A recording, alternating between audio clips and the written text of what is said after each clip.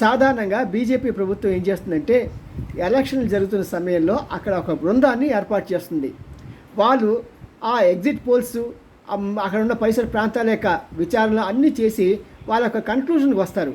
ఎవరికి మెజారిటీ రావడానికి అవకాశం ఉంది, ఎవరికి ఎన్ని సీట్లు రావడానికి అవకాశం ఉంది, ఇలాంటివన్నీ కూడా వాళ్ళు రూపొందిస్తూ ఉంటారు. అలా రూపొందించిన సమాచారం ప్రకారం బీజేపీ రూపొందించిన ఈ సమాచారంలో ఆంధ్రప్రదేశ్లో టీడీపీకి 100 నుంచి 110 సీట్లు వస్తాయని, అదేవిధంగా మన పవన్ కళ్యాణ్ బీజేపీకి ఇద్దరికి కలిసి 18 నుంచి 20 సీట్లు వస్తాయని, టోటల్గా కూటమికి 120 నుంచి 130 సీట్లు వస్తాయని వారి యొక్క అభిప్రాయం. మరి ఎంపీ ఎలక్షన్ సంగతి ఏంటంటే తెలుగుదేశానికి 10 నుంచి 12 సీట్లు వస్తాయని, అదేవిధంగా పవన్ కళ్యాణ్ ప్లస్ బీజేపీ కలిపి 5 సీట్లు వస్తాయని, మొత్తం 17 సీట్లు వస్తాయని వారు ఎక్స్పెక్ట్ చేస్తున్నారు. దానివల్లే కావచ్చు మన అమిత్ షా గారు ట్రిన్ చేసింది లోకేష్కి.